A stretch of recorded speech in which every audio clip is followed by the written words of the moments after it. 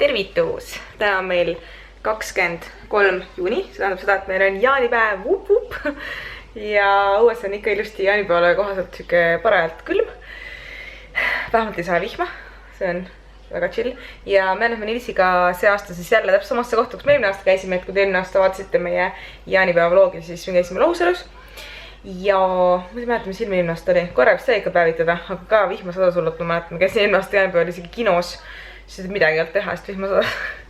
Aga eks see ole näha, mis me see aasta teeme. Pidi ilgelt tuuline olema seal, sest see on nii mere ääres. Aga noh, fingers crossed, äkki saab isegi väga, kui pingutada, siis äkki saab isegi päevitada. Mul on igatahes päevitsriided kaasas. Ma arvan, et siia vlogi tuleb kaua oodatud küsimused-vastused voor, ehk siis ma võtan lahti ilmselt autos küsimused, mis te olete jätnud siis meie nii-öelda beebi teemal ja hakkame järjest vastama. Ma olen nii kaua üritanud kokku võtta, et me saaks lõpuks ära filmida selle, istuks maha, filmiks ära ja no ei leia nagu seda momenti ja ei tule nagu siukest tunnet peale, et nüüd hakkame hullult filmima. Vaadake mu lahedaid, ei mitte Nilsi neid kalleid mingid polodosse, vaid minu lahedaid Konverse. Odavaid. Need on täpselt nagu õiged. Ainult, et maksid 10 euri. Ja minul saaks küll selle vastu olla. Mul on juba siuke probleem, et ma ei saa väga nagu kummardada niimoodi otse. Kõht jääb ette, noh. Tead, mis ma ütlesin, et me autos teeme või? Noh. Mida sa filmid? Ma ei tea. Ma ütlesin, et me autos hakkame vastama nendele küsimustele, mis meil on jäetud. Beebi küsimustele. Ready to Jaan. Nii, et meil nüüd sõidu peal oleks hästi huvitav, siis ma hakkan järjest küsimusi võtma siit oma vlogi alt. Ja kui esimesena vastan, väga palju küsiti mult kõigepealt, kui vana ma olen. Kas sul nüüd see õigus olla rase? Ma olen 27 varsti, juba olen 28 ja Nils on 28. Nii. Siis muidugi üli palju küsiti ja taheti teada. Põhiküsimus, mis sa arvad, mis? Kuidas sa mulle ütlesid? Ei, kas on poiss või tüdruk? Põhiküsimus tõesti oli, kas on poiss või tüdruk. Ma arvan, et seda küsimust oli vähemalt 150 korda. No valikud ja on 2. Valikud on 2, suht 50-50 oli. Ja ma ütlen selle ära, et ma nagu alguses saati kohe, kui ma ei rasedaks, ma arvasin, et on see üks nagu kindel sugu, et mul ei olnud nagu varianti, et on 50-50. Millegi pärast oli nagu siuke tunne. Ja see on trummivõrin. Nagu mina. Poiss ühesõnaga. Ja siis muidugi, mis te lapse nimeks panete, meil on meil on praegu 2 nime varianti, aga kahjuks ma pean teile ütlema, et me ei ütle neid kohe kindlasti ennem, kui laps on sündinud, sellepärast, et me ei tea isegi praegu, kas me oleme kindlad nendes 2 variandis või kumba me neist eelistame või nii.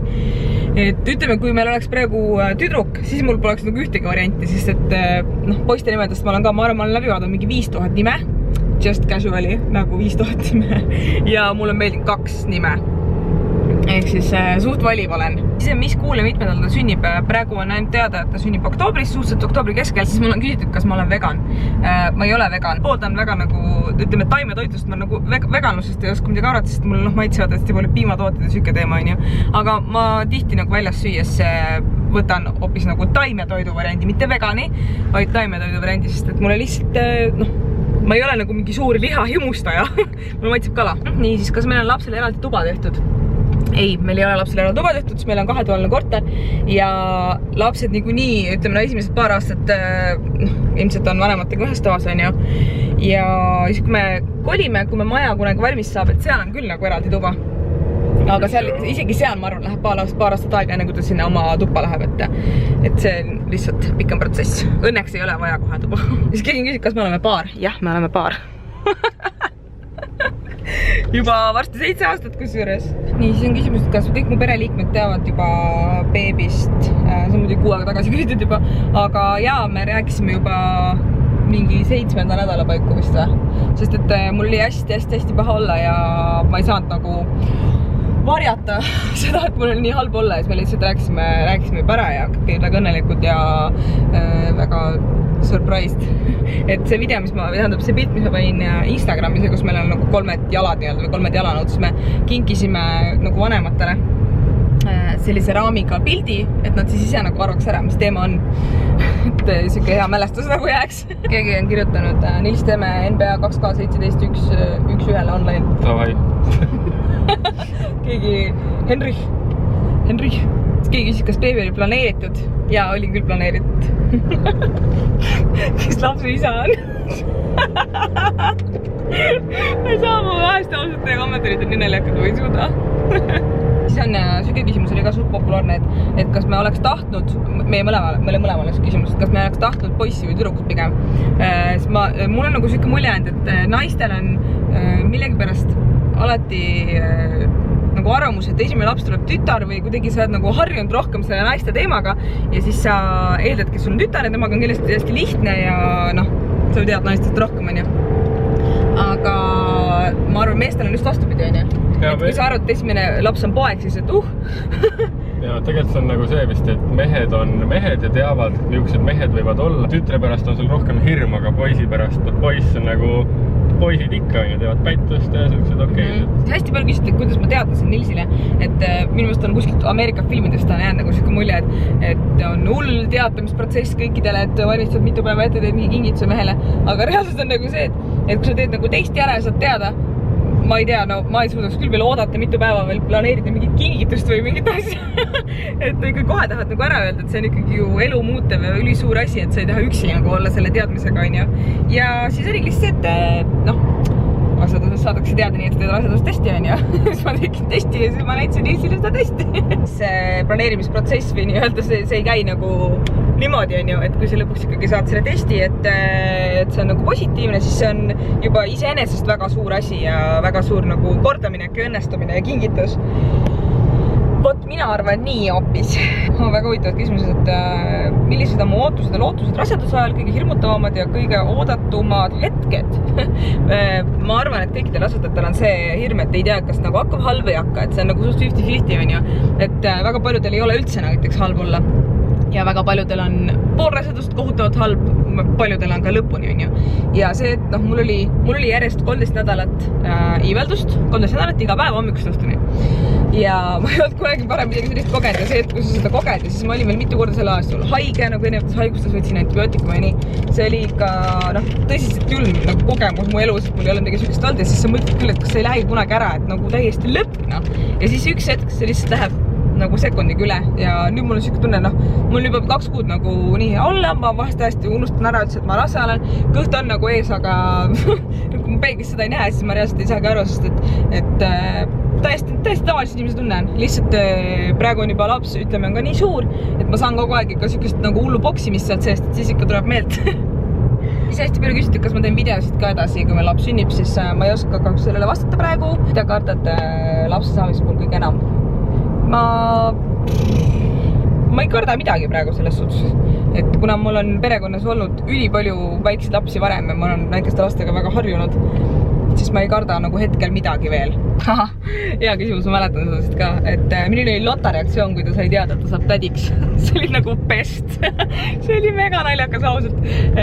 Kui ma ema juurde läksin, siis ma andsin talle selle raamitud fakta, on ju, ja siis seal õnnitlesime ära ja siis neil on nagu 2-kordne maja ja siis läksin üles Lotta juurde ja siis Lotta istus oma seal voodi peal, on ju, ja ma prillidest rõõtma. Ja siis ma andsin talle selle pildi, ma seisin ta kõrval siis, on ju, ja siis ta nagu vaatas seda pilti, tükk aega niimoodi. Siis vaatas mu kõhtu. Ja siis vaatas mu nägu. Ja siis ei suutnud ära uskuda lihtsalt lõpuks, kui ta pihta sai. Seal pildi peal oli, aga ta oli väga õnnelik ja siis kui me rääkisime, siis mul oli 7 nädalat, mis on tegelikult, noh, ikkagi suht väike rasedus ja siis ta oli nüüd, oh my god, 7 nädalat, nii suur juba, appi. See oli väga naljakas. Mis tunne Nilsil on, kui ta saab isaks? Mis emotsioon oli Nilsil? Mis tunne Nilsil on, kui ta saab isaks? Ma ei tea veel, mis tunne mul on, aga ma arvan, et väga isane tunne igal juhul. Me vahepeal hüppame, käime siin. Mitte Hesburgeris, ainult Selkus kähku ära. Kui me autosse tagasi hüppame, siis vastame veel teie põletavatele küsimustele. Keegi küsis, et kuna me kihlusime eelmine aasta, me kihlusime tegelikult 2 aastat tagasi, kas pulmat teete see suvi rasedana või lükkate edasi? Kindlasti ma ei tee pulmi rasedana. Et kuna me ehitame maja praegu, siis me ei tee üldse praegu pulmi, nii et see ei ole nii oluline praegu. Kas tulemas on ka koduvahetus või ei mahuta kolmekesi ilusti praegu su kõvera. Praegusse mahume väga vabalt, sest aga kuna meil juba tegelikult ehitusi käi veel, aga kuna plaan on vähemalt paigas vahetada ka mingi hetk, siis jah, see vahetus tuleb. Kas rasadal on plaanis ka mõni reis? Ja meil oli plaanis märtsi lõpus minna Londonisse, meil oli piletid ostetud, pidime nädal aega Londonis olema. Ma rääkisin sellest siis, kui me Tenerifel vaata käisime ja siis Nils kinks mulle jõuludeks ju selle Londoni reisi ja siis ma ei olnud rase ja kuna mul oli nii halb olla märtsis, siis me jätsime reisi ära, et me ei oleks suutnud ja Nils oli täpselt samal ajal haige veel, nii et üks väga ebaõnnestunud kuupäevade valik, ütleme niimoodi. Siis mitmendal nädalal ma koduseks jään ja vankri ma ostan ja sellised küsimused. Mul on üks kasutatud vanker tegelikult leidnud, mis ma tahaksin osta, võib-olla ostame siis selle. Siis Buduarist leidsin. Siis ma jään koduseks juuli lõpus, siis on mul 7 kuud. Ehk siis, no ma jään suht varakult, sest mul oli niimoodi nagu rahalises mõttes kõige kasulikum. Ma plaanin sellel ajal video teha, kui laps sünnib. Ei, Nilsiga kohtusime peol. Kohtusime Nilsiga peol. Kas blogimaastikul on järjekordne beebiboom? Kas õhtuleht? Ma ei tea, tundub, et vist on. See on ju kuidagi loomulik elu osa, sest blogijad on kõik ju tunduvad olevat sellises vanuses, et kogu aeg beebid tulevad peale. Blogijad on enamasti naised. Ka tõsi. Hea, good point. Iseloomusta 11 ühe sõnaga. Go! Tark. Ma tahtsin öelda tark. Ausalt ka tahtsin öelda tark. Ma ütlen siis intelligentne. Oli väga raske küsimus. Parim kompliment, mida üksteisele öelnud olete. Mida me üksteisele öelnud oleme, ehk siis parim kompliment, mida ma sulle öelnud olen, pean ise teadma. No. Ma arvan, et see... Me teeme iga päev üksteisele 10 komplimente, nii et see on juba suur kompliment, et me ikka veel 7 aastat going strong iga päev teeme üksteisele komplimente ja kõik on väga hästi. Ja kas mul isutab midagi väga hirmsasti või on mul mingi imelikke toidukombosid, mida ainult sööks? Nii, et see oligi imeline küsimus. Siis kui mul paha olla oli, siis mul oli küll mingid iga väga imelik asju vahepeal, mida ma sõin. Ja siis ma peaaegu üldse midagi süüa ei saanud ja siis tõesti mõni päev sõin näiteks 1 mannavahu ja 2 ploomi. Siis üks päev näiteks tahtsin süüa ainult viinerpirukat ja jääkülma tomatimahla nagu koos süüa niimoodi.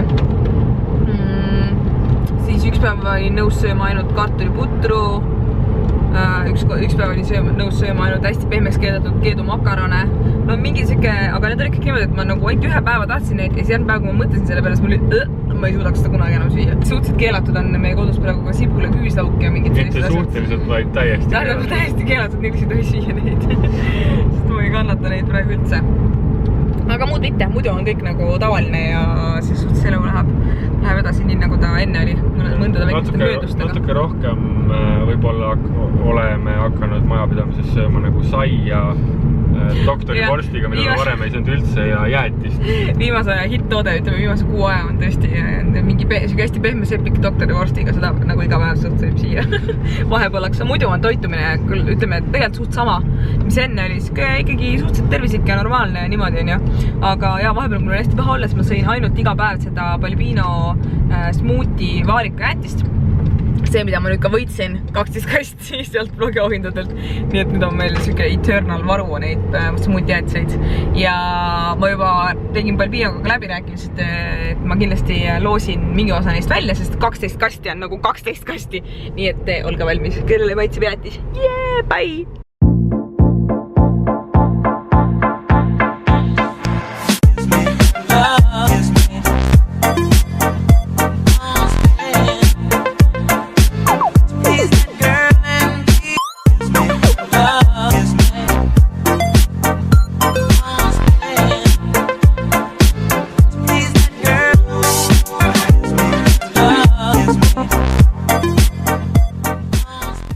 Töömees. Töö kiidab tegijat. Mis teed? Pihta. Siit. Kelle jaoks? Sauna. Kas vihkad kedagi? Jaani oli ikka käeks sauna. Vihkamas. Ma lihtsalt ei ole varem teinud. Hinda. Improviseerid või? Hinda, kas see on normaalne viht? No.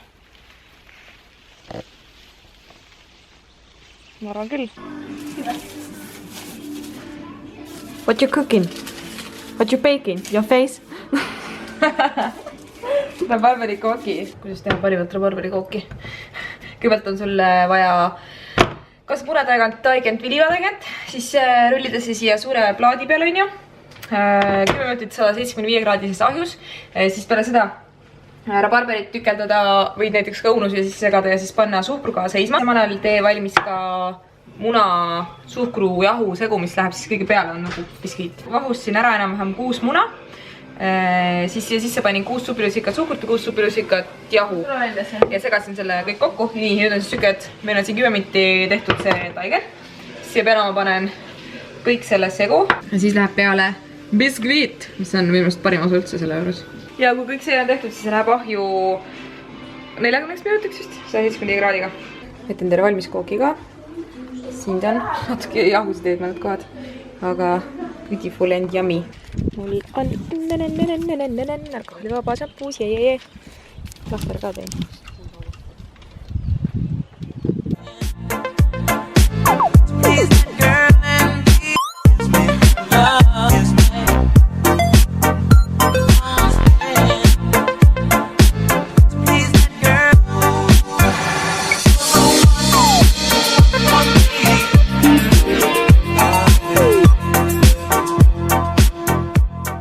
Meil on, mis meil on? 24. juuni ja kuna meil midagi teha igavalis, me tulime Padise kloostrisse. Me tulime katakombi või? Katakong on see. Katakomb või kong? Kong. Neile ütles katakong. Katakong. Päris creepy oli see trepp, kus me pidime tulema. Mõtlen, kuidas me siin varem ei ole käinud. See on nii äge. Soovitan kõigile. Mis oli Padise klooster või? Ülilahe. Üli hiigel suur ja nii hästi säilinud ja vinged käigud igal pool. Vaadake. Ülikuul ju. Issand, mõelge, inimesi kunagi raudselt taheti siia alla. Siin muidu olesid mungad. Nüüd me oleme jõudnud sellele pööningule. Ja siit saab mööda üli lahedat käiku. Torni. Me oleme juba ülikõrgel. Kujutate, kuidas seda kunagi ehitati. Täiesti hirmuanatav. Wow. Nüüd me tulime siia mõisa, millest tehtud hotell. Ja see on üliäge. Nii hästi nagu selline tsüke. Nagu vanasti. Ülilahe. Väga kuninglik. Jaa, hullutkist. Imelikult mõned oskusega. Väike reklaam, tulge siis kõik Padisele. Siin on väga lahe. Ei ole sponsoreeritud vallavalitsuse poolt.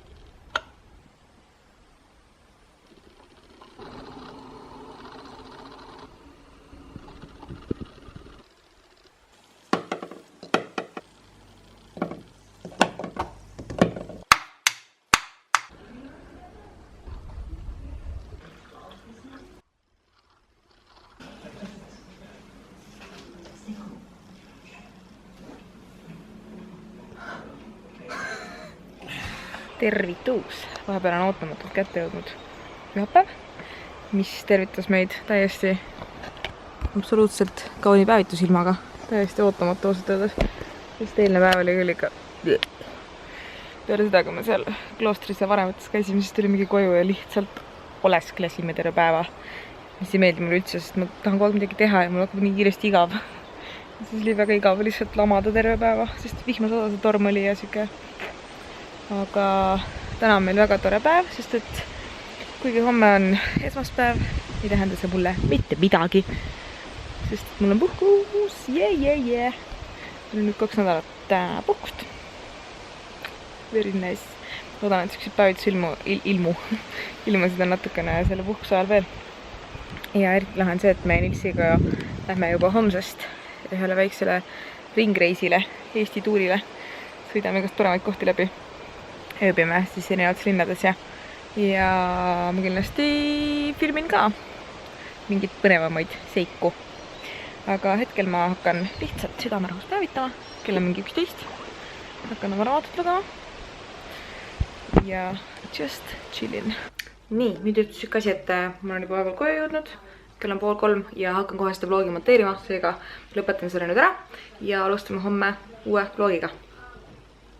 Tšau!